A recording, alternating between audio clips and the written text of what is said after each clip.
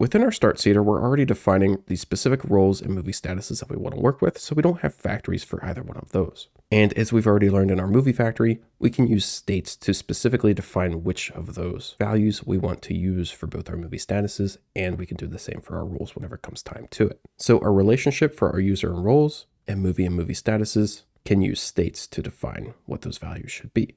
However, whenever it comes to our movie and its cineasts for writer and director, we will want to specify the relationship inside of our factory for those. So underneath our states here, let's go ahead and do dot relation, just as we did with our user and profile. And once we hit our strings, we'll get our IntelliSense with our options here as defined on our model. Again, we're going to want to skip over status, and we can do director here, provide in a callback function that returns back the factory that should be used for our director, which will be our cineast factory. And for Lucid to set this relationship, it's going to use the configuration that we've defined on our model for the specific relationship to discern what column gets the value whenever it's creating the fake values. So whenever we create a movie factory with a director, it will use our director relationship as we've defined it on the model to discern that the cineast factory's ID should be set on the director ID for our movie factory. Meaning that if we scroll up here, we can get rid of our director and writer ID and instead just rely on the relationship to set those. And we're going to want to copy that, paste it in, and do the same thing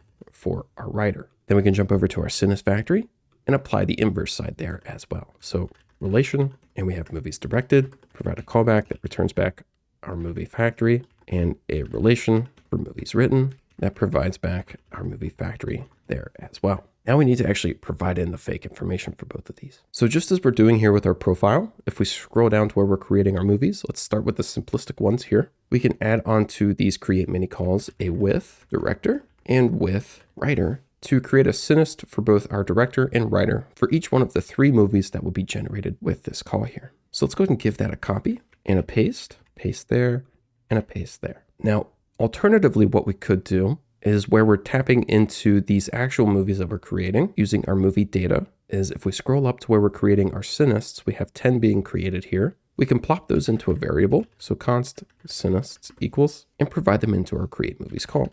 And for our create movies, we'll want this to be accepted in as cineasts with a type of our cineast model and designate that as an array. Now we can scroll down, and on the specific movie row that we're tapping into here, we can do row dot director ID equals, and we can reach into our already created cineasts array.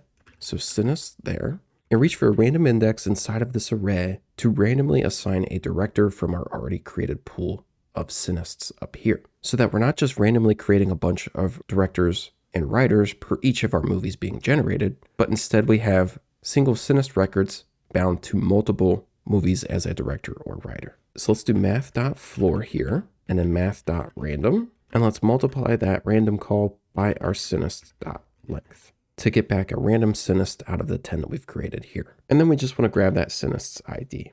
Now, we're going to get a red squiggly because the object is possibly undefined. We know that we're working with an already created array, and we're just grabbing a random index inside of that array, so we can assert that and get rid of the undefined possibility using an exclamation point there. We'll copy this, paste it in, and let's do the exact same thing for our writer ID as well. Awesome. So whenever we actually run this, we'll have cineasts that have been a director or writer of multiple movies, in addition to those just written and directing one single movie. So let's hide our text editor back away, open back up our terminal, and node ace migration refresh -- seed to get that applied inside of our database. Let's go ahead and clear that out, and let's jump into a REPL session real quick to verify everything. Await load models. Let's do const movie equals await models movie find or fail a movie with an ID of 1 movie.serialize to see what we got. 310 to Yuma. Okay, let's await movie load their director, and let's await movie load their writer. So now we can do movie director, serialize that so that we just get back the data as well. And there's Clark Strossen with an ID of 8, which matches our director ID on our movie. Awesome. Let's do the same thing with a writer. So movie, writer, serialize there as well. And there's Diego with an ID of 4, which matches our movie's writer ID. Awesome. Let's take a look at Clark on the inverse side. So let's do const Clark equals await models, cineasts, find or fail. And he has an ID of 8, so we'll find or fail an ID of 8. Enter there. We'll do Clark.serialize, and we should see Clark Strossen there, which we do. Let's see. Clark was our director, so we will await Clark.load movies directed And now we should be able to do Clark.movies directed. If we can already see from the preview that we're going to get back an array of movies, let's map over those. Movie.serialize, so we just get back the data objects.